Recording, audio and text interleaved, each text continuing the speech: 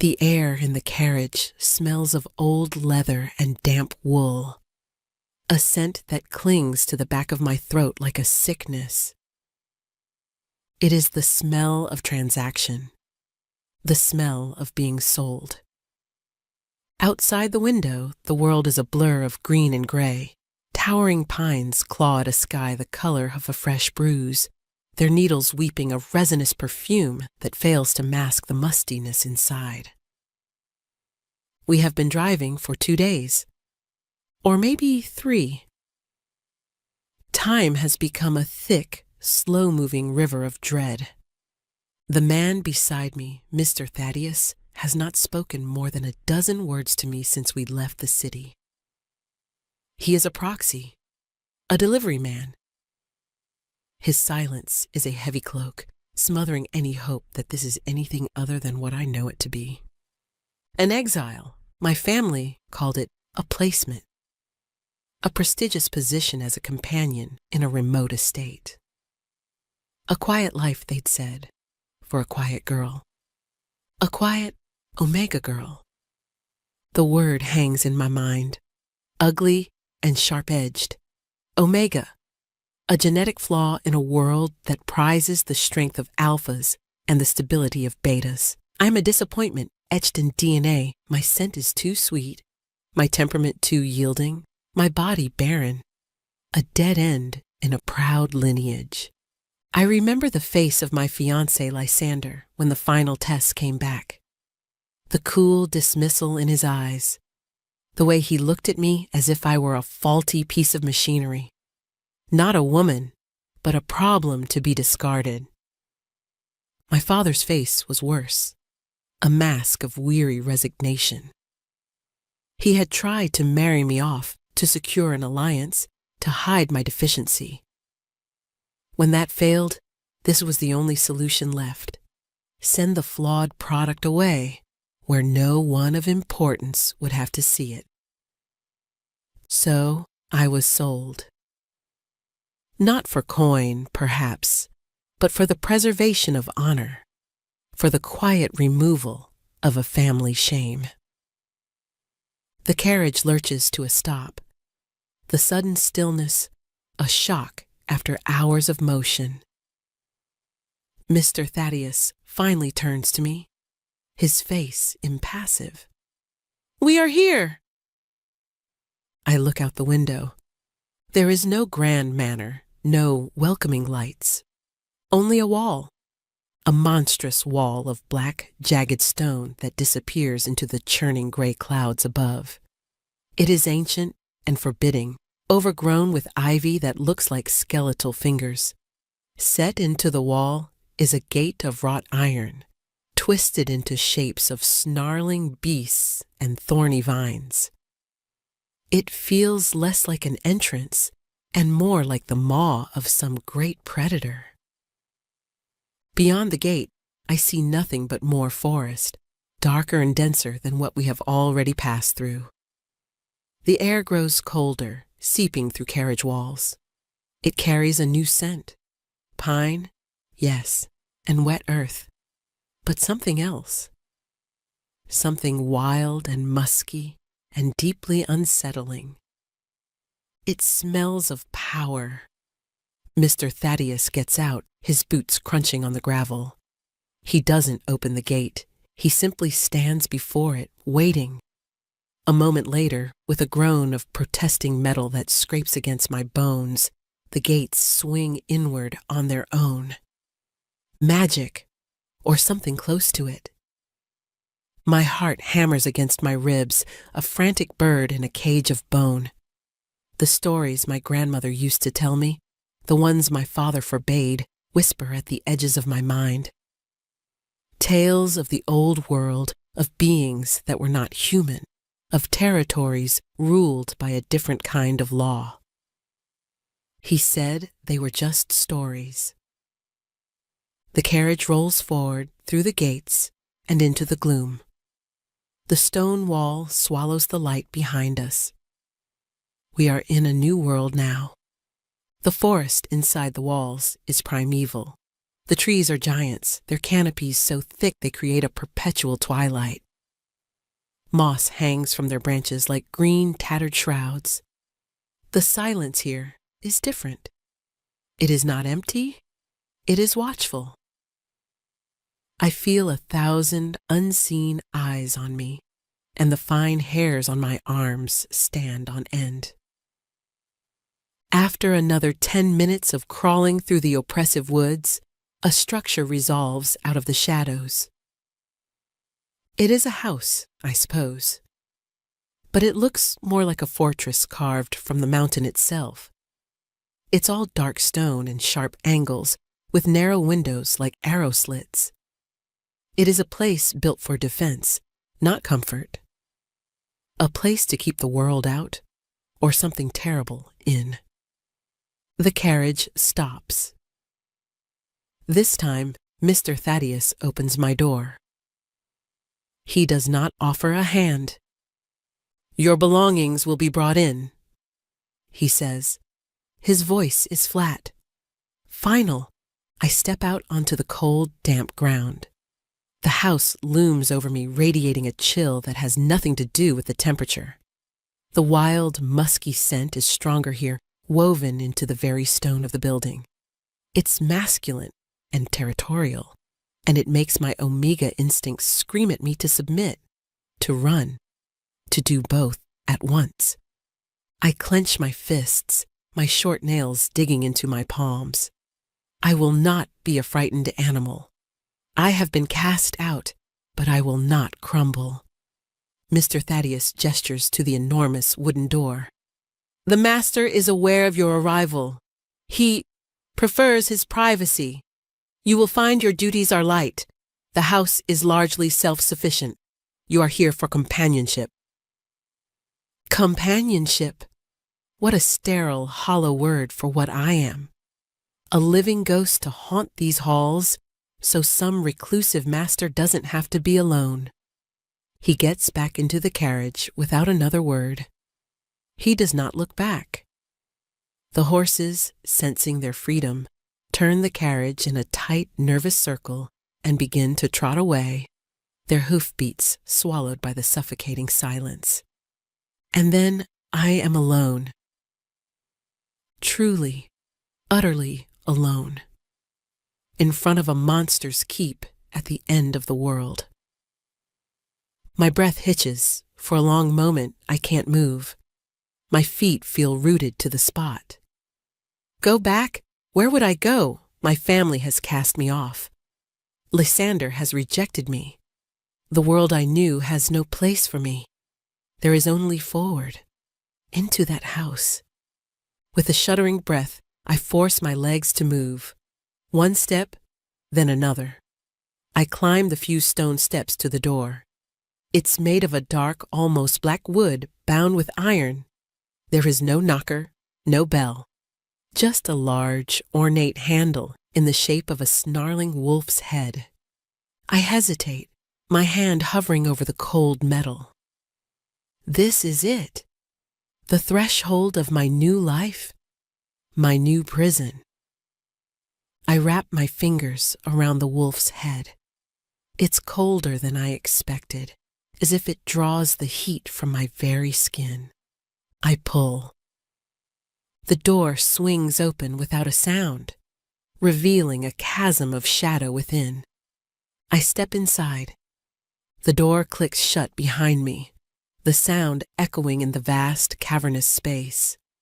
The darkness is absolute. I am blind, my heart pounding a frantic rhythm against my ears. The air is thick with that same wild scent, so potent it makes my head swim. It's the scent of him, the master of this place. I take a tentative step forward, my hands outstretched, and stumble as my foot catches on something. I gasp, flailing for balance, and my fingers brush against cool, smooth wood. A table. Slowly, as my eyes adjust, shapes begin to form in the gloom. I am in a great hall. The ceiling is lost in shadow far above me. Colossal stone arches support the weight of the roof. A fireplace large enough to roast an ox dominates one wall, its hearth cold and black. Furniture is sparse, a long, heavy table, a few high-backed chairs that look more like thrones. Everything is oversized, built for someone much larger than a normal man. The silence is unnerving. It presses in on me, heavy and alive. Where is he? This master who requires a companion but prefers his privacy. A flicker of light draws my eye. High on the wall, a torch suddenly ignites, its flame a sputtering orange flower in the dark. Then another, and another. They burst into life one by one, chasing the shadows up into the rafters. The hall is illuminated in a warm, dancing light. It is no less intimidating. Tapestries depicting brutal hunting scenes hang between the arches. Weapons, swords, axes, cruel-looking spears are mounted on the walls. This is not a home. It is a lair. "Hello!" I call out, my voice a small, trembling thing in the immense space. Only the crackle of the flames answers me. My luggage, a single trunk containing the plain dresses and practical shoes my mother had deemed appropriate, sits by the door. Everything I own in the world. I feel a desperate, rising panic. This is a mistake, a terrible mistake. I am prey that has just walked willingly into the den. I need to find my room, my space, a door I can lock. I turn, scanning the walls, and see a sweeping stone staircase at the far end of the hall. It seems my only option. Clutching the strap of my worn travel bag to my chest like a shield, I make my way towards it. My soft-soled shoes make no sound on the flagstones. I feel like an intruder, a mouse scurrying through a lion's den. The staircase is wide and cold. As I ascend, the torchlight from below casts my shadow long and distorted on the wall beside me. It looks like a frightened wraith clinging to me. The upper floor is a long gallery lined with closed doors. Which one is mine? There are no signs, no one to ask. The feeling of being watched intensifies. It's a prickle on my skin, a weight on the back of my neck. He's here, somewhere, watching me. I pick a door at random, my hand shaking as I reach for the handle. It's unlocked. I push it open and peer inside. It's a bedroom, opulent but stark. A massive bed with a dark wood frame, a wardrobe, a dressing table. A fire is already laid in the hearth, waiting for a spark. It's clean, but it feels unused, sterile. This isn't my room. This must be his. I back out quickly, pulling the door softly shut. I try the next one. It's a library. Floor-to-ceiling shelves packed with leather-bound books. The air smells of paper and dust and time. A part of me, the girl who used to hide in her grandfather's study, longs to go inside, to lose herself in stories. But I don't dare. The third door opens into a bedroom that is clearly meant for me. It's smaller, simpler. The bed is covered with a plain wool blanket. The furniture is functional, not ornate. Through a tall, narrow window, I can see the churning gray sky and the tops of the endless, menacing trees. It is stark, but it is a space, a potential sanctuary. Relief floods through me, so potent it makes my knees weak. I step inside and close the door, leaning my back against it. I listen. The house is silent. But the feeling of being watched does not fade. I survey my new cage. There's a small adjoining bathroom with a basin and a clawfoot tub, running water. A small mercy. The wardrobe is empty. The room is clean, but impersonal. A blank slate, or a blank page in a story I do not want to be in. Days begin to bleed into one another. I never see him. The master remains a ghost, a presence I feel but cannot find. Yet the house provides. Food appears in the kitchen pantry. Fresh bread, cheese, smoked meats, fruit. The fires in the main hall and my room are always lit when I wake, the flames crackling cheerfully, a stark contrast to the oppressive silence. My duties, as Mr. Thaddeus said, are non-existent. The house seems to clean itself. Dust doesn't settle. The floors remain gleaming. I am a guest, a prisoner, a companion to Infantum. Loneliness becomes my constant companion, a hollow ache in my chest that grows with each passing silent hour. I wander the vast, empty rooms, my footsteps echoing. I run my fingers over the spines of books in the library I dare not read. I trace the patterns of the ferocious beasts in the tapestries. I talk to myself, whispers at first, then full sentences, just to hear a human voice. This is absurd, I'd say to my reflection in a dusty mirror. Absolutely absurd. My reflection would just stare back, pale and wide-eyed. A stranger in a strange land. Sometimes, at night, I hear things. The scrape of claws on stone from the hallway outside my door. A low, guttural growl that seems to vibrate through the very floorboards. I would lie frozen in my bed, sheets pulled up to my chin, my heart a frantic drum. It is the sound of a very large animal, a wolf. His scent, is always strongest then, wild and dominant. It terrifies me, but deep within, a traitorous part of my omega nature stirs. It is the scent of an alpha, powerful, protective. I crush the feeling ruthlessly. He is my captor, a beast. I am not some animal in heat, responding to a primal call. I am a woman, one afternoon, driven by a desperate need for something to do, for some purpose. I decide to explore the parts of the house I have avoided. The ground floor is a labyrinth of corridors and unused rooms. Drawing rooms draped in white cloths. A formal dining hall that could seat 50, all of it cold and silent as a tomb. It is in a wing I hadn't noticed before, tucked away behind the great staircase, that I hear it. A sound. It's faint. A tiny, distressed whimper. I freeze, straining to listen. There it is again, higher this time. A cry of pain or fear. It is not human. It sounds like a small animal, a puppy, perhaps. Curiosity, a feeling I thought had long been extinguished in me, flares to life. It is stronger than my fear. I follow the sound down a narrow, dark corridor. The air here is warmer. The wild scent is thick, but it's mingled with something else. Something milky and young. The corridor ends at a heavy oak door slightly ajar. The whimpering is coming from inside. My hand trembles as I push the door open. The room is a nursery.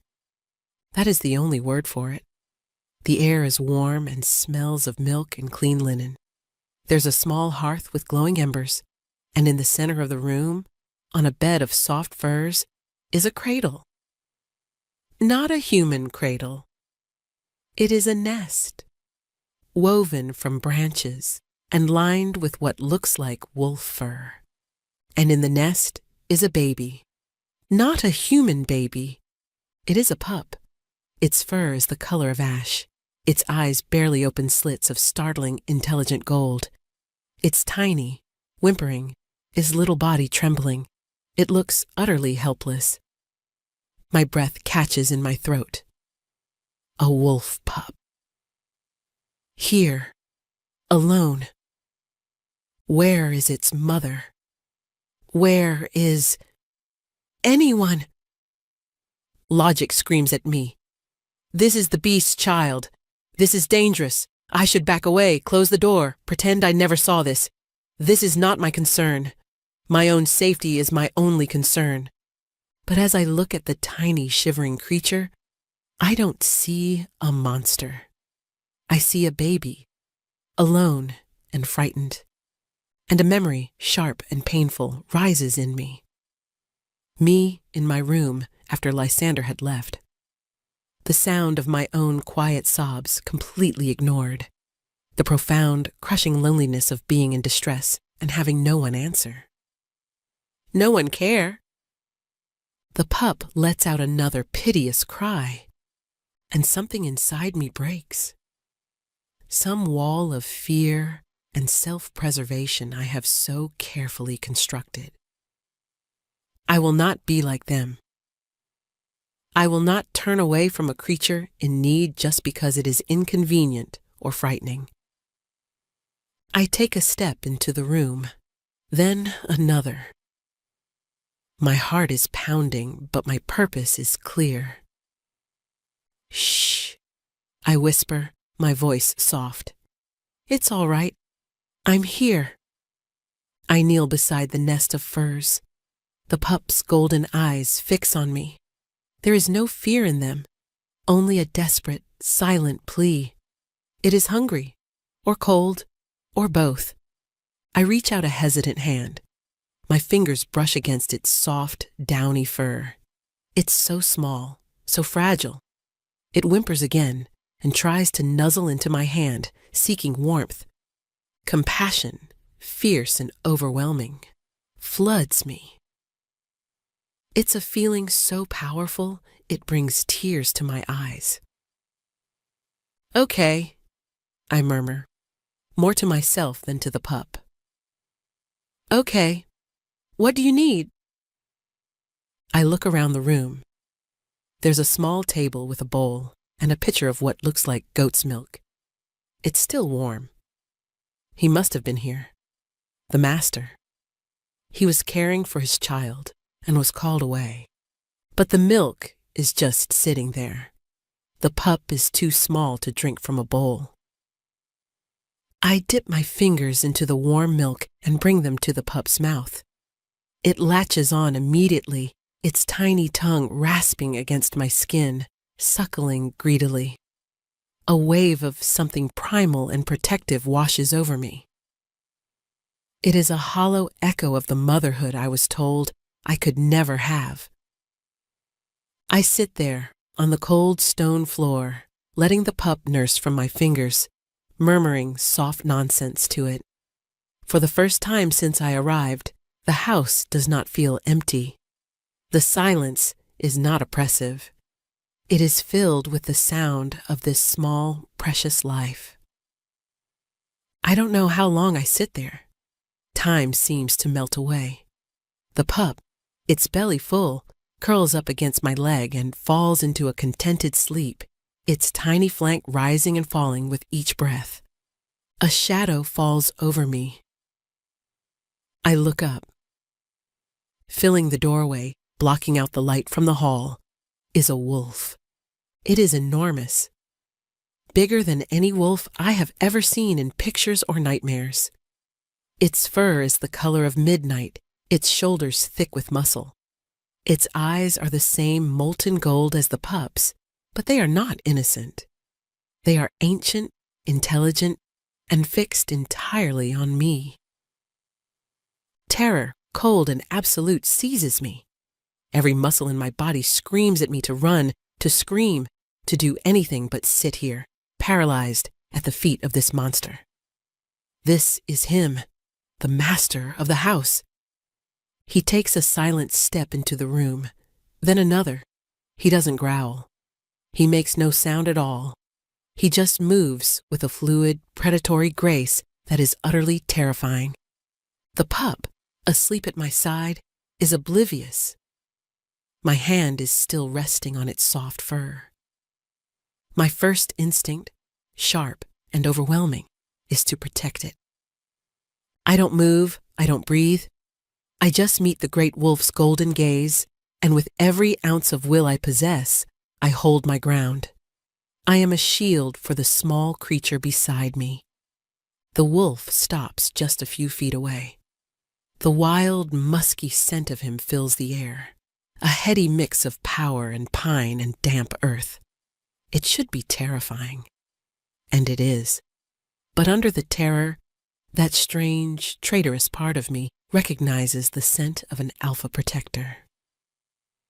He lowers his massive head, his gaze dropping from my face to my hand, resting on his pup. He looks at the sleeping baby, then back at me. I see a flicker of something in those golden depths. Not anger, not aggression, something else. Surprise? Curiosity? He lets out a low sound, a soft chuff that is not a growl. It's a sound of inquiry. My heart is a hummingbird in my chest. I find my voice, though it comes out as a shaky whisper. He was hungry, I say. The wolf's ears twitch. He understands. Of course, he understands. Everything about this place is steeped in a magic that defies the world I knew. He takes another slow step forward until his huge head is level with my own. I can feel the heat radiating from his body. I can smell the life on his breath. I'm so close, I could reach out and touch him. The thought is both horrifying and strangely tempting. He nudges the pup gently with his nose, a gesture of paternal tenderness that is so at odds with his fearsome appearance that it makes my throat tighten. The pup stirs, whimpering softly in its sleep, and burrows closer to my leg.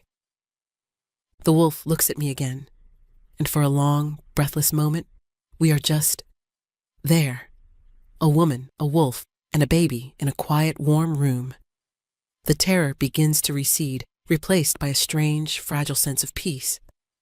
A silent understanding. He seems to decide something. He turns and walks out of the room, his claws making no sound on the stone. He pauses in the doorway and looks back at me, a clear, silent command. Follow. My mind reels. Follow him? The beast? But he is not just a beast. He is a father, and he has not harmed me. He has accepted my presence. With trembling hands, I gently scoop up the sleeping pup, nestling it in the crook of my arm. It feels impossibly right. I gather the nest of furs around it to keep it warm. I stand up, my legs shaking, and I follow the great black wolf out of the nursery. He leads me not to the cold grandeur of the main hall, but to a smaller, more intimate sitting room I hadn't discovered. A fire is roaring in the hearth. There are comfortable-looking chairs and a soft rug on the floor. It feels like a living space, a true heart of the home. He goes to the fireplace and lies down, his massive body curling into a posture of rest, though his golden eyes never leave me.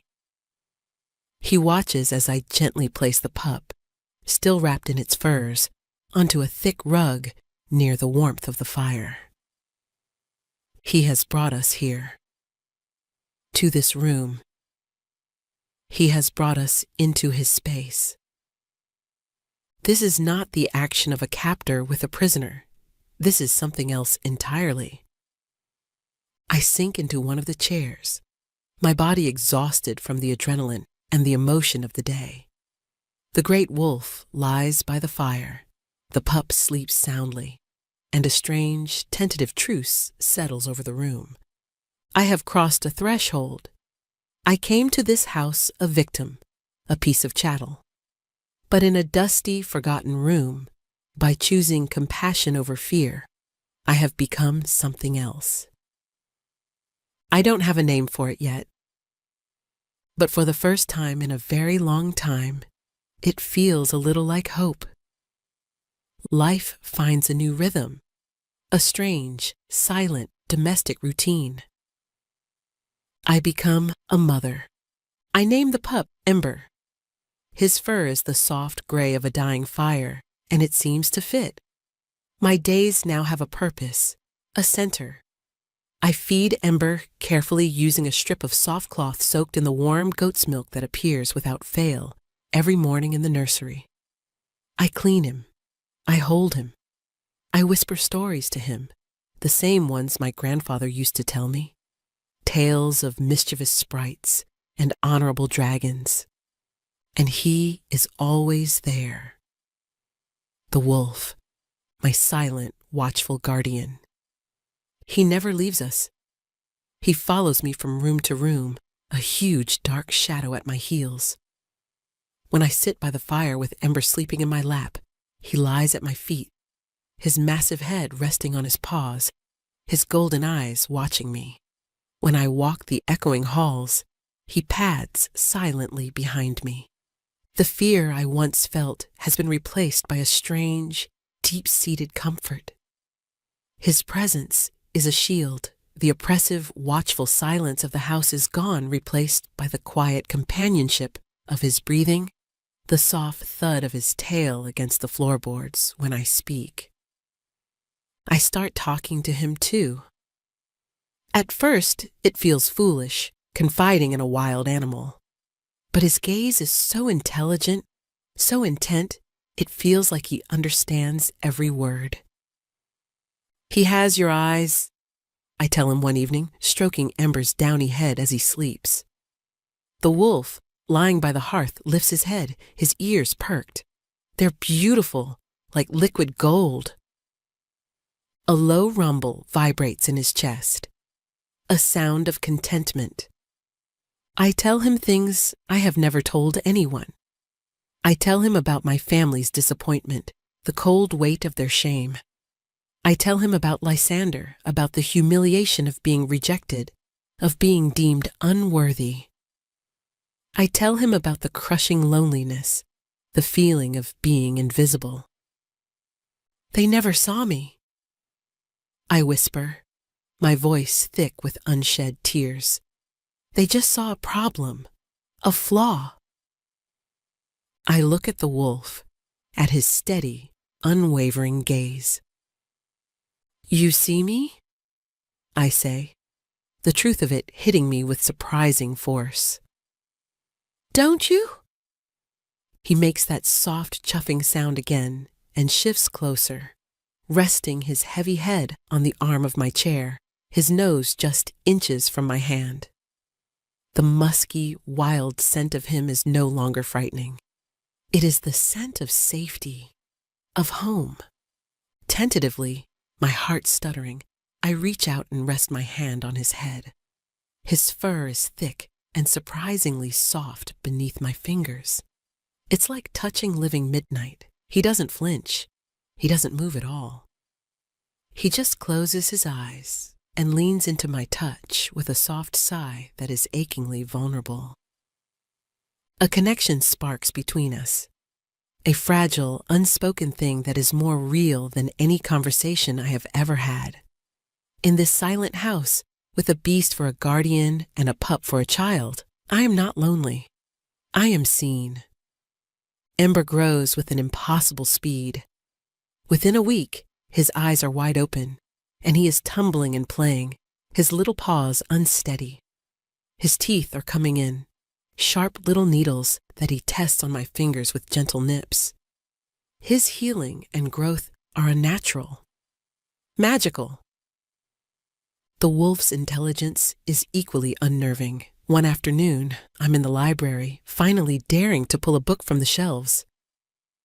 The air has a sudden chill, and I shiver, wrapping my arms around myself. I think aloud, I should have brought a shawl. A few minutes later, the wolf appears in the doorway, a thick woolen shawl I'd left in my room held gently in his mouth. He drops it at my feet and looks at me expectantly. I stare at the shawl, then at him, my mouth agape. How? He just lies down, his tail giving a single, satisfied thump. Fear has no place here anymore. It has been crowded out by wonder, by a tentative, blossoming affection that I am too afraid to name.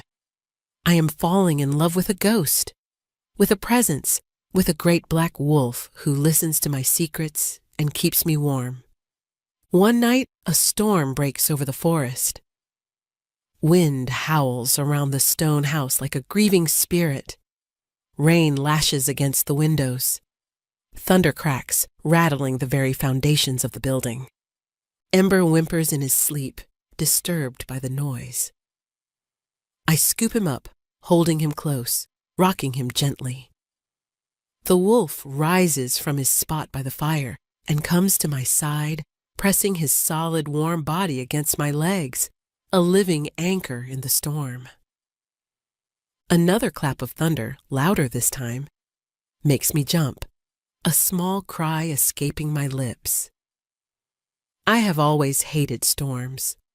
They remind me of the shouting in my childhood home, the slamming doors, the feeling of being small and helpless in the face of a rage I couldn't understand.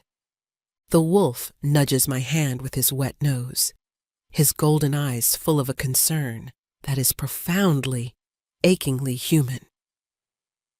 "It's all right," I whisper, more to him than to myself. "I'm all right." But I'm not. A tear escapes and traces a cold path down my cheek, then another. Soon, quiet sobs are shaking my body, the culmination of weeks of pent-up emotion, grief for the life I lost, fear for the future I can't see, and a strange, overwhelming gratitude for this bizarre, peaceful sanctuary I have found. The wolf makes a low, distressed sound in his throat. He rests his heavy head in my lap, next to the sleeping pup.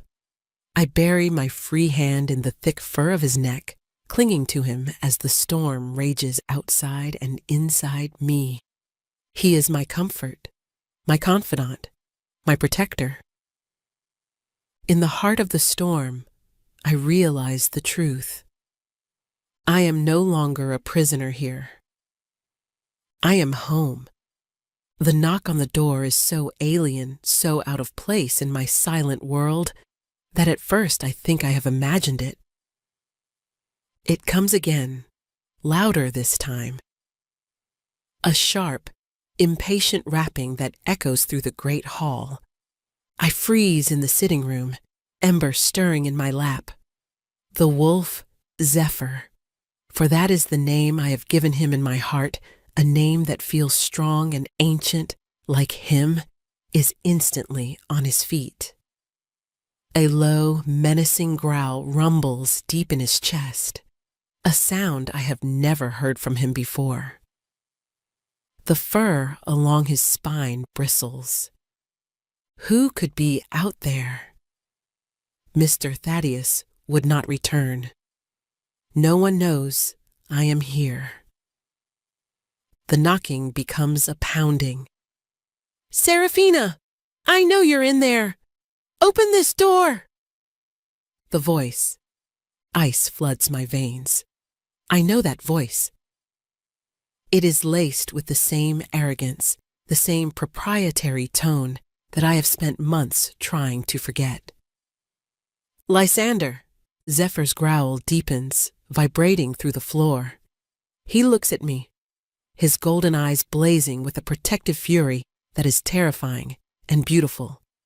He takes a step towards the hall, a clear intention to meet the threat head-on. "No," I whisper, my voice tight with panic. "No, Zephyr, wait." He can't go out there. Lysander is from my world, a world of cruel logic and cold iron. He won't understand. He will see a monster. He might have a weapon.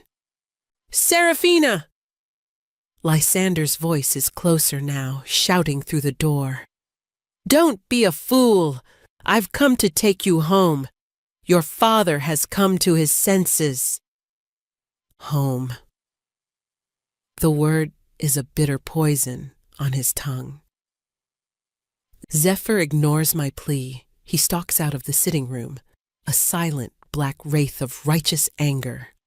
I scramble to my feet, placing the now awake and whimpering Ember into the safety of the nest by the fire, and run after him. I reach the great hall just as the main door splinters inward, torn from its hinges by a brutal kick. Lysander stands framed in the doorway, his handsome face twisted in a sneer. Behind him stand two other men, burly and grim-faced, armed with heavy rifles. His eyes scan the hall and fix on me. His sneer softens into a look of condescending pity. "There you are, living in this hovel. Did you really think this was better than being with me?" Before I can answer, Zephyr emerges from the shadows beside the staircase. The air is sucked from the room. Lysander's men gasp, their knuckles white on their rifles. Lysander himself takes a step back, his face draining of all color. The sheer size of Zephyr, the palpable aura of ancient power that radiates from him, is enough to stop any man's heart. "What in the hells is that?" Lysander breathes, his arrogance replaced by raw fear. Zephyr does not wait. He does not hesitate. With a roar that is the sound of the forest's own fury, he lunges. It is a blur of black fur and righteous violence. He is not an animal. He is a force of nature. He slams into the two armed men before they can even raise their weapons, sending them flying like dolls. Bones crunch. Men scream, a sound that is quickly cut off. Lysander, recovering from his shock, fumbles inside his coat. He pulls out not a gun, but a knife. Its blade gleams with a sick, silvery light. Silver. The old tales. The forbidden stories. They were all true. "Zephyr! No!" I scream, my voice lost in the chaos. Zephyr turns on Lysander, the source of the intrusion, the one who dared to call my name. He leaps, jaws wide, aiming for Lysander's throat. Lysander, in a moment of pure, panicked reflex, thrusts the silver knife forward. It sinks deep into Zephyr's shoulder.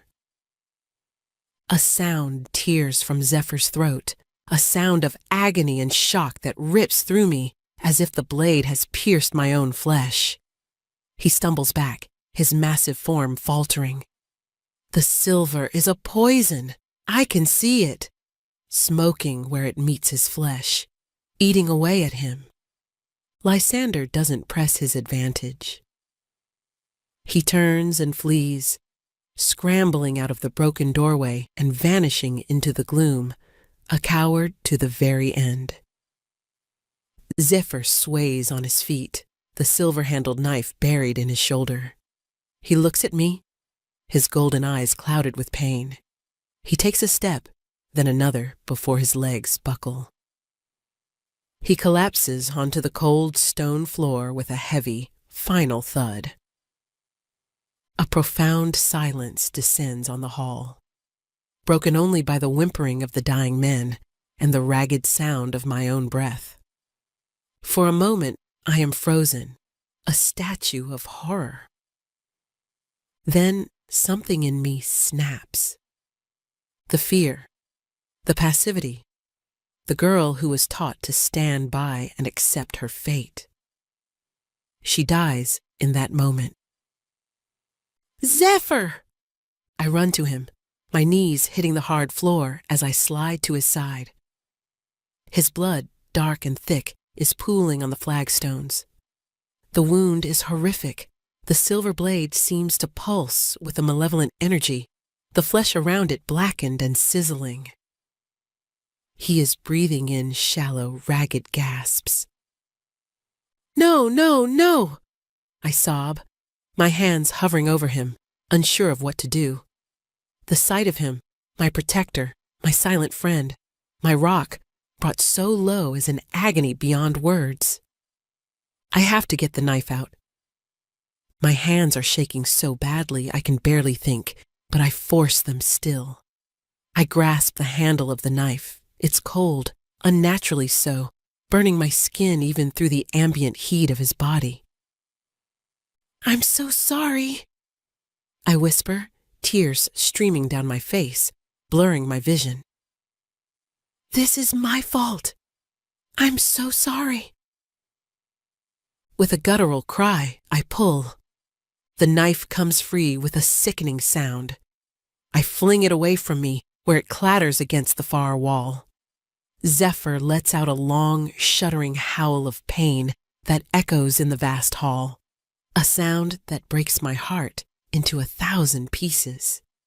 Blood gushes from the wound, dark and alarmingly fast. He is bleeding out. I am going to lose him. Without thinking, I tear at the hem of my dress, ripping off a long strip of fabric. I press it against the wound, trying to staunch the flow, but the blood soaks through it almost instantly.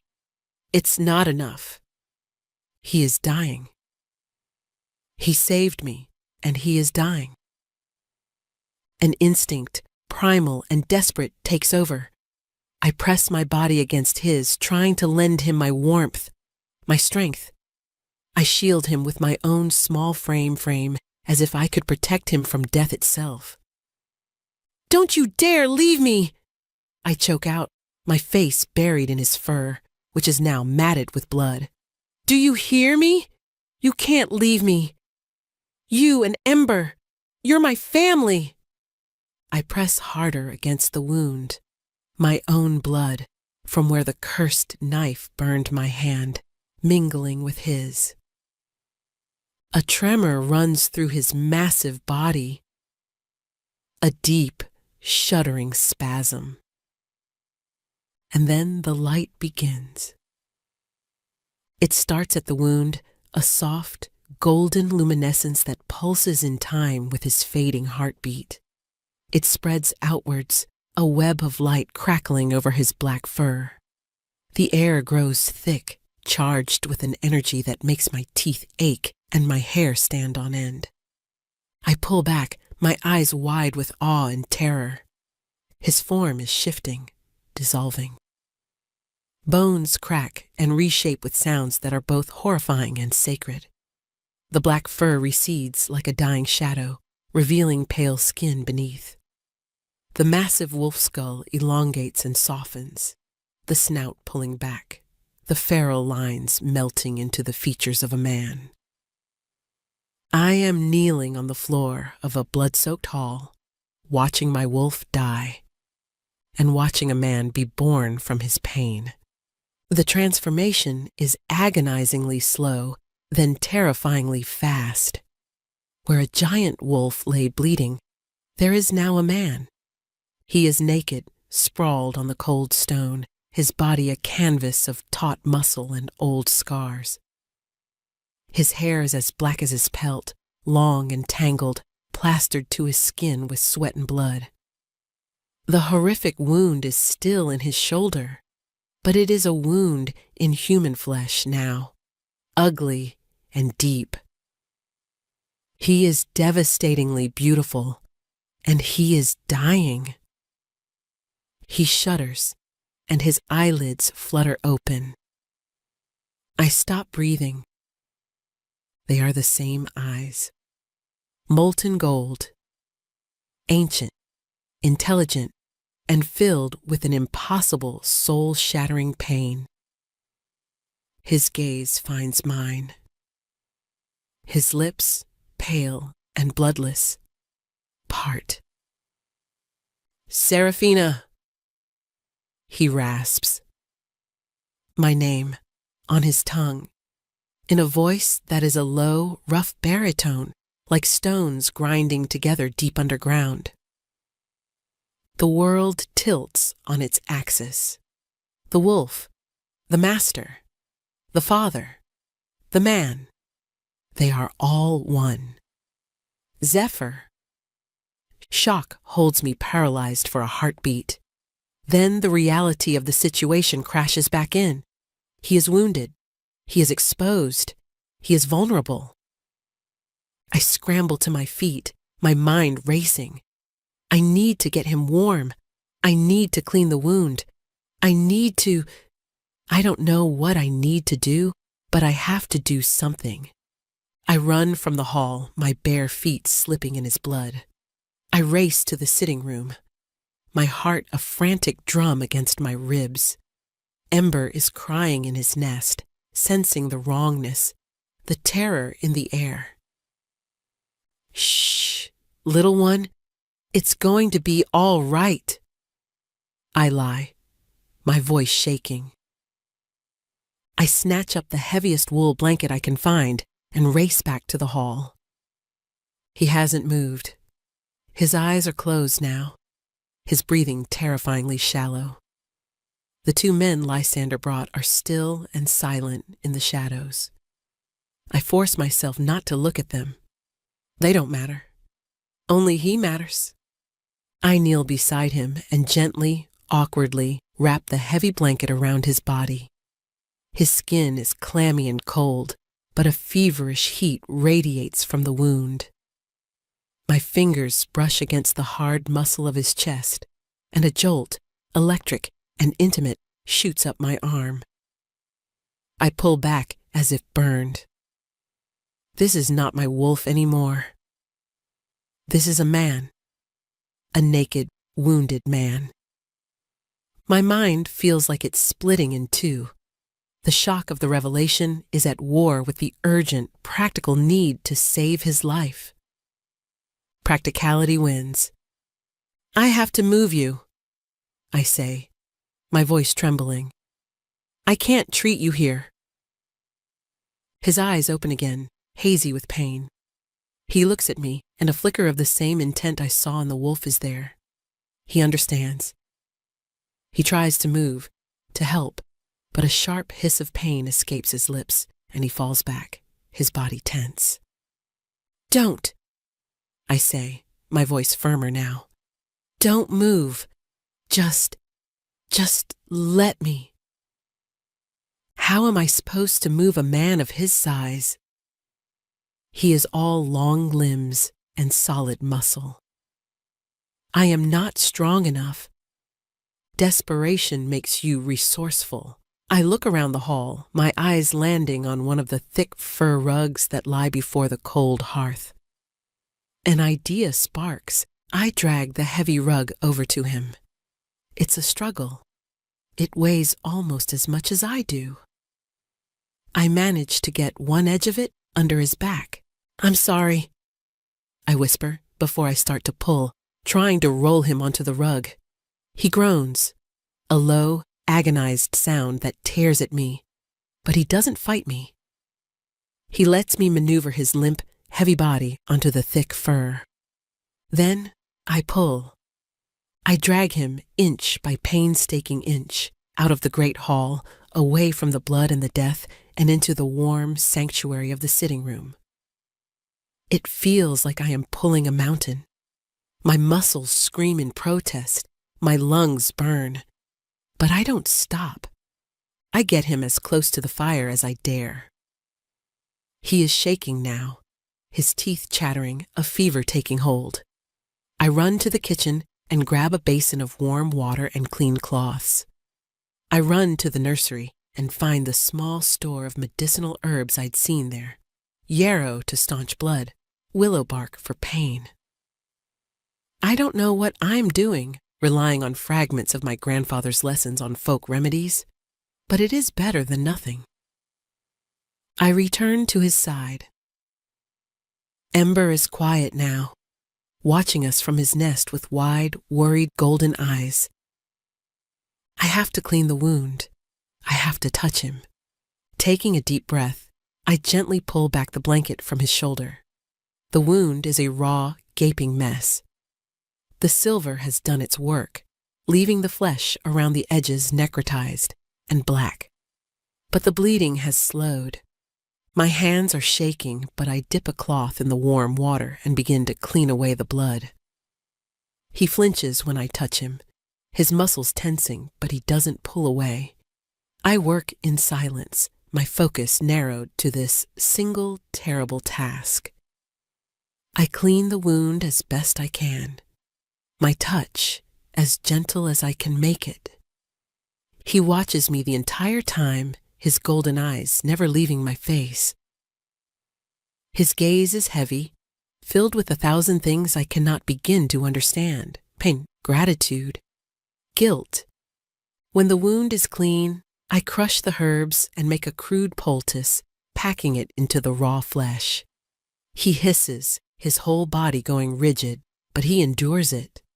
I bind the wound with fresh strips of cloth torn from a linen sheet. My work is done.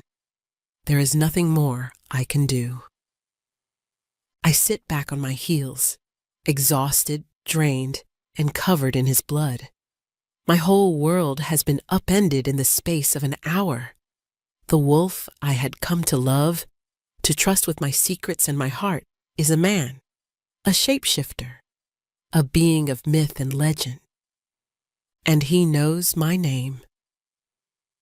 The silence in the room stretches, thick and heavy, broken only by the crackle of the fire and his ragged breathing. You knew, I whisper, the question hanging in the air between us. You knew who I was.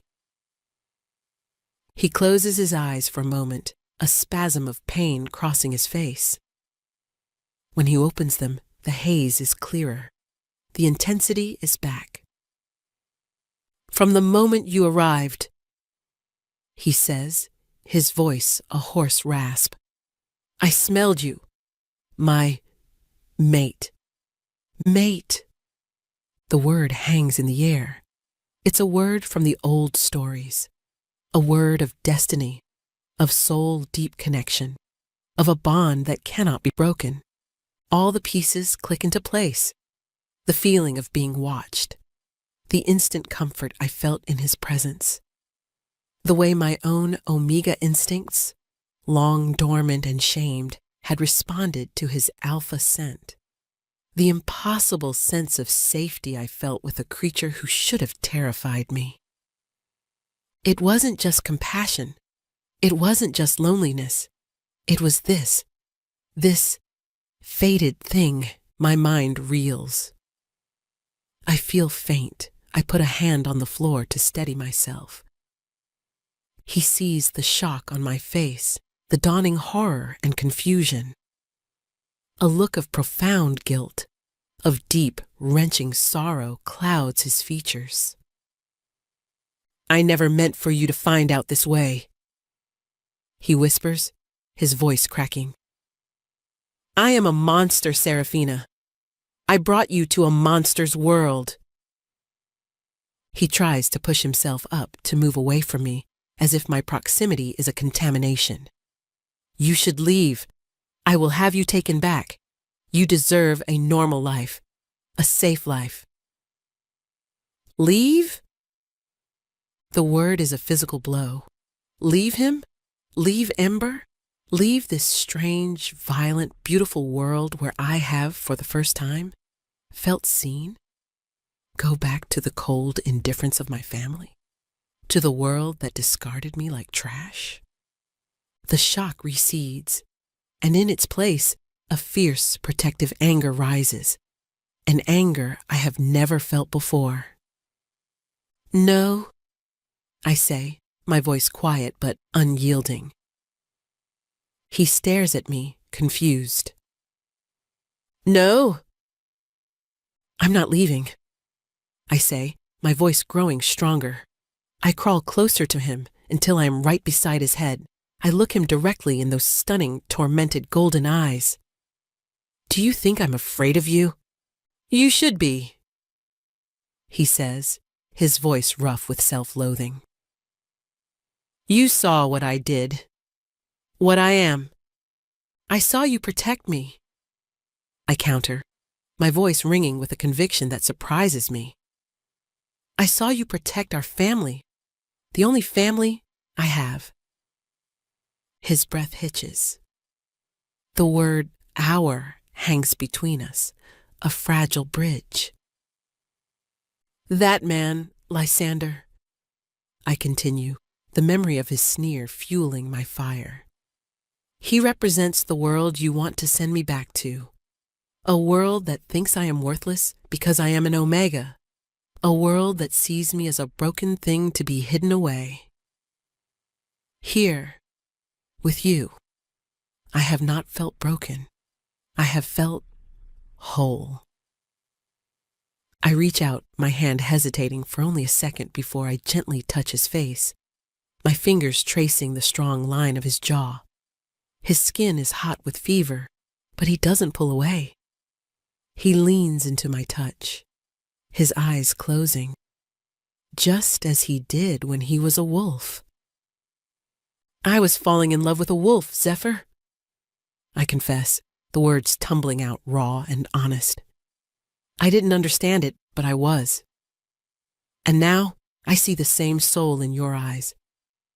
Man or wolf, it doesn't matter. It's you. A single tear escapes from beneath his closed eyelid and traces a path through the grime on his cheek. At that moment, a soft shuffling sound draws our attention. Ember, who has managed to climb out of his nest, is slowly, determinedly making his way across the rug towards us. He crawls over to his father's side, nudging his hand with his little nose before settling down, curling up against Zephyr's uninjured arm, a tiny, furry anchor of love and trust. The sight breaks something open in both of us. Zephyr opens his eyes, and the guilt and self-loathing are gone, replaced by a raw, naked vulnerability that mirrors my own. I have been alone for a very long time, he whispers, his voice thick with emotion. Since my first mate was killed by humans, I locked myself away. I never dared to hope the fates would grant me a second chance. He looks at me, his gaze so intense it feels like he is seeing into the very core of me. And then you came, compassionate, brave. You touched my son with kindness when you should have run in fear. You healed a part of me I thought was dead long before I ever met you. His confession unravels the last of my own restraint. I'm not leaving, I say again, my voice a fierce whisper. This is my home now. You are my home. He raises his uninjured hand, his fingers trembling slightly as he cups my cheek. His thumb gently strokes my skin. The touch is electric, a promise, a question. Seraphina. He breathes, my name a prayer on his lips. And then he closes the small distance between us. His lips meet mine. The kiss is not gentle. It is a collision of pain and relief, of longing and discovery. It is months of silent conversations, of unspoken affection, of shared solitude finally given a voice. His lips are chapped and hot with fever, but it is the most profound connection I have ever known. It is the taste of pine and wild things, of storms and quiet fireside nights. It is the taste of coming home. It is the sealing of a bond, not of fate, but of choice. My choice. I chose the beast. I chose the man. I chose this life. And I would choose it again, 1,000 times over. 6 months pass in a blur of healing and discovery. Zephyr's recovery is swift, almost as unnaturally fast as Ember's growth. The shifter blood in him knits flesh and bone with a vitality that defies human medicine. But the healing of the soul is a slower, more delicate process. We learn each other. In the quiet safety of the fortress, he tells me his stories. He is the alpha of this territory, the last of an ancient line of shifters who have guarded these woods for centuries. He tells me of the betrayal that made him a recluse. His first mate, Isolde, murdered by poachers who saw her wolf form as nothing more than a trophy. His grief had turned to stone, encasing his heart, until the fates, in their infinite and cruel wisdom, had sent him a son from that lost love, and then a second chance mate, me. I, in turn, teach him the quiet language of touch without prelude, of companionship without expectation. I read to him from the books in the library, my voice filling the silence he had lived in for so long. We walk the woods together, he in his human form, his hand clasped firmly in mine. He shows me the secrets of the forest, the hidden waterfalls and sun-dappled glades. He is no longer just a presence or a protector. He is my partner, my friend, my love. He shifts from me sometimes in the soft light of dusk. The transformation no longer frightens me. Watching the man I love become the wolf I first fell for is a miracle I never tire of. We run together, me on my own 2 feet, laughing as the great black wolf and a now gangly adolescent pup race ahead of me through the trees. The house is no longer a fortress of solitude. It is filled with life, with Ember's happy yelps, with the sound of Zephyr's low laughter, with my own voice, clear and confident. One crisp autumn morning, Zephyr leads me to a clearing deep within the walls of the estate. A small gathering of people are waiting. They are like him. Their eyes hold an ancient light. Their movements have a feral grace. His pack, the few families who remain under his protection. They look at me, a fragile human with cautious curiosity. I feel a flicker of the old fear, the old feeling of being judged. Zephyr stands beside me, his arm a solid, warm weight around my waist. He speaks to them in a language that is both guttural and melodic, the old tongue of his people. I don't understand the words, but I understand the tone. It is a declaration. He turns to me and slips a simple, carved wooden ring onto my finger. It is warm from his touch. My heart, he says, his voice for me alone. My soul, my Luna. The pack members bow their heads one by one, a gesture of respect, of acceptance. I am not an outcast here. I am their alpha's chosen. I belong. Tears well in my eyes, hot and cleansing. Life is perfect. So perfect that I almost forget the world outside these stone walls exists. Almost. A formal-looking carriage, much like the one that brought me here, arrives one afternoon. It stops outside the repaired gates. Lysander steps out. He is not alone. My father is with him. Zephyr, who had sensed their approach long before I did, stands with me on the steps of the house. He is in his human form, dressed in simple, dark clothing. He looks like a lord of the manor, powerful and uncompromising. His hand rests possessively on the small of my back.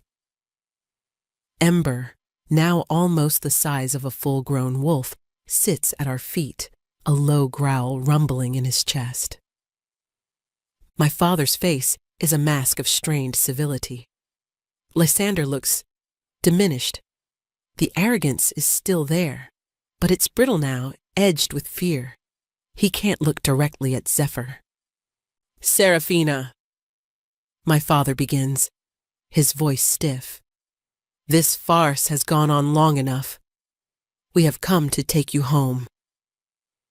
I look at him, the man whose approval I had craved my entire life. I feel nothing. No anger, no sadness, just a distant clinical pity. I am home, I say, my voice calm and clear. Lysander scoffs, though his eyes dart nervously toward Zephyr. Home? With this brute in this wilderness? Seraphina, be reasonable. Your place is with your family, with me. I am willing to overlook your indiscretion. He says it as if he is bestowing a great gift. The magnanimous Lord forgiving the foolish woman. A slow smile touches my lips. It's a smile I've never felt before. It's filled with a power I didn't know I possessed. Overlook? I repeat, my voice soft. Lysander, you seem to be under a great misapprehension. You believe you have something to offer me? You believe you are a prize to be won? I take a step forward, away from the comforting warmth of Zephyr's hand. I stand alone, but I have never felt stronger. You rejected me because I was an Omega, because I was flawed. You and my father. I glance at him. You sent me away to be forgotten. You cast me into what you thought was darkness. I turn my gaze back to Lysander, letting him see the utter lack of fear in my eyes. But you see, the darkness you sent me to, it wasn't empty. It was waiting for me. It claimed me. It healed me. It gave me a family, a purpose, a love you couldn't comprehend in 1,000 lifetimes. I gesture to the magnificent man beside me, to the beautiful, powerful creature at my feet, to the vast, wild forest that is my kingdom. This is my life. This is my choice. I am not the broken thing you threw away. I am the Luna of this territory. And you, I say, my voice dropping to a dismissive whisper, are nothing. Lysander's face contorts with rage and wounded pride. My father just looks old and defeated. They have no power here. They are relics of a life I have shed like a snake's skin. Zephyr steps forward, placing his hand on my shoulder. He doesn't say a word. He doesn't have to. His presence, his possessive touch, is a statement more powerful than any threat. They are defeated. They know it. Without another word, they turn, get back in their carriage, and leave, consumed by the forest they so despise. I watch them go until they are out of sight. I feel Zephyr's hand tighten on my shoulder. I lean back against his solid chest, breathing in his familiar scent of pine and safety. Later that night, I am curled up in the big chair by the fire, a book open in my lap, though I'm not reading. Zephyr sits on the floor, his back against the chair, his head resting on my knees. Ember is sprawled out on the rug, a great furry beast, twitching in a dream of chasing rabbits. It is a portrait of perfect, profound peace. I run my fingers through Zephyr's thick black hair. I think about my journey, about the terrified, lonely girl in the carriage. She seems like a stranger to me now. I was sent here as a punishment, an exile. I was deemed weak, a flaw in the bloodline. But it was that perceived weakness, my Omega's heart, my capacity for empathy in the face of fear, that allowed me to connect with him. It was my compassion that opened the door to this life. My greatest flaw was, in fact, my greatest strength. It was the key that unlocked my destiny. Zephyr turns his head, his golden eyes finding mine in the firelight. He doesn't need to ask what I'm thinking. He knows. He always knows. He lifts his hand and covers mine where it rests on his cheek. I found you, he whispers. I smile, a real, deep smile that reaches my eyes. No, I correct him softly. I found me. And in the quiet heart of the wild, surrounded by my family, my soul finally, truly came home.